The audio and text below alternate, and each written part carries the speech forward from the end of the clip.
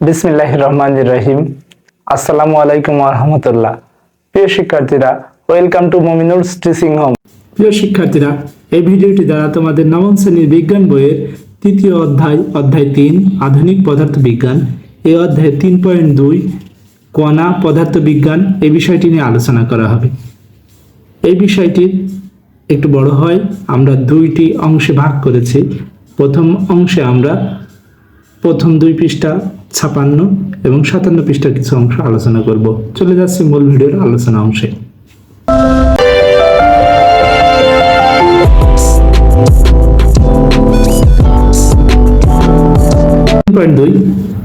কণা পদার্থবিজ্ঞান 56 পৃষ্ঠায় দেওয়া আছে। আমরা আমাদের চারপাশের তাকালে, মানুষজন, গাছপালা, দালানকোঠা, আকাশের দিকে তাকালে চাঁদ, সূর্য, নক্ষত্র, মহাকাশের গভীরে তাকালে গ্যালাক্সির পর গ্যালাক্সি দেখতে পাই। মহাকাশে তাকালে আমরা দেখতে পাই না, আসল সত্যি কথা টেলিস্কোপের মাধ্যমে দেখলে আমরা দেখতে পাই। এবং আমরা সবাই জানি সেগুলো সবকিছু তৈরি হয়েছে কিছু পরমাণু দিয়ে, এবং সেগুলো সেই পরমাণুগুলো তৈরি হয়েছে ইলেকট্রন, প্রোটন এবং নিউট্রন দিয়ে। তোমাদের নিশ্চয়ই জানার কৌতূহল হয় যে এই ইলেকট্রন, প্রোটন ও নিউট্রন কি সত্যিকারের মৌলিক কণা, নাকি সেগুলো অন্য কিছু দিয়ে তৈরি হয়েছে। এই 3টি কণা ছাড়া আর অন্য কণা, বস্তু কণা কি আছে? তোমরা এর মাঝে জেনে গেছো যে এই মৌলিক বস্তু কণাগুলো পরস্পরের সঙ্গে 4 ধরনের বল দিয়ে ক্রিয়া বিক্রিয়া করে, যেগুলো হচ্ছে মহাকর্ষ বল, তড়িৎ চৌম্বকীয় বল, বিদ্যুৎ চৌম্বকীয় বল, দুর্বল নিউক্লিয় বল ও সবল নিউক্লিয় বল। কিন্তু তোমরা কি জানো এই বলগুলো আসলে ক্রিয়া বিক্রিয়া করে এক ধরনের শক্তি কণা বিনিময় করে, যার অর্থ এই ভৌত জগতে তৈরি হয়েছে 2 ধরনের কণা দিয়ে, যেগুলো বস্তু কণা ও শক্তি কণা। বস্তু কণাকে বলা হয় পদার্থ, শক্তি কণাকে বলা হয় শক্তি, যেগুলো আমরা তাপ, আলো, এই শক্তিগুলো পাই।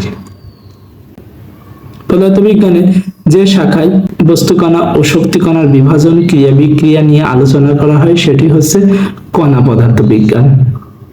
এই অধ্যায়ে আমরা সেই কণা পদার্থবিজ্ঞানের অসাধারণ বৈচিত্র্যময় জগতের সঙ্গে তোমাদের একটুখানি পরিচয় করিয়ে দেব। তবে সেটি সম্পর্ক সত্যিকারের ধারণা পেতে হলে তোমাদের পদার্থবিজ্ঞানের আরো অনেক গভীরে যাওয়ার জন্য অপেক্ষা করতে হবে। এই বিশ্ব ব্রহ্মাণ্ড তৈরি হয়েছে বস্তু কণা এবং শক্তি কণা দিয়ে, অর্থাৎ 2টা কণা দিয়ে, একটা বস্তু কণা এবং অপরটি শক্তি কণা। বস্তু কণাকে বলা হয় ফার্মিয়ন এবং শক্তি কণাকে বলা হয় বোজন। তাই আমরা বলতে পারি এই মহাবিশ্বের যে কোনো একটি মৌলিক কণা নেওয়া হলে মোটা দাগে সেটা হয় ফার্মিয়ন, না হয় বোজন হবে।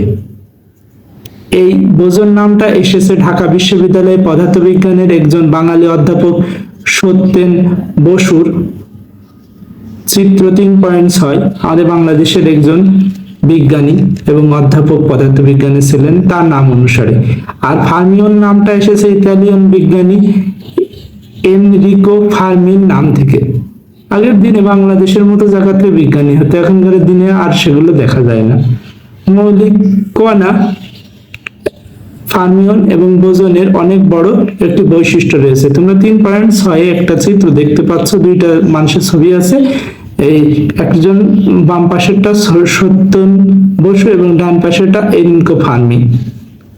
বৈশিষ্ট্য সহজভাবে বলতে হলে এভাবে বলা যায়, হুবহু একই রকম কণা হলে যখন সেগুলো একসঙ্গে থাকতে পারে না, তখন বুঝতে হবে সেটি হচ্ছে ফার্মিয়ন। আর যখন হুবহু একই রকম কণা একসঙ্গে থাকে, তখন বুঝতে হবে সেটি হচ্ছে বোজন। ইলেকট্রন হচ্ছে ফার্মিয়ন। তাই তোমরা যখন পরমাণুর গঠন পড়েছো তখন লক্ষ্য করেছো একটি শক্তি স্তরে সব কয়টি ইলেকট্রন গাদাগাদি করে রাখা যায় না। ভিন্ন ভিন্ন বৈশিষ্ট্যের ইলেকট্রন দিয়ে একটি শক্তি স্তর পূর্ণ হয়ে গেলেই অন্য ইলেকট্রনে জায়গা করে দেওয়ার জন্য পরের শক্তি স্তরে চলে যেতে হয়। আবার আলোর কণা বা ফোটন হচ্ছে বোজন। ফোটন এক শক্তি স্তরে থাকতে পারে না বলে তীব্র আলোর লেজার রশ্মি তৈরি করা সম্ভব হয়। তোমরা সকলে ভালো থাকো, সুস্থ থাকো, মন দিয়ে পড়াশোনা করো। তোমাদের জন্য শুভকামনা রইল। আসসালামু আলাইকুম ওয়া রাহমাতুল্লাহি ওয়া বারাকাতুহু।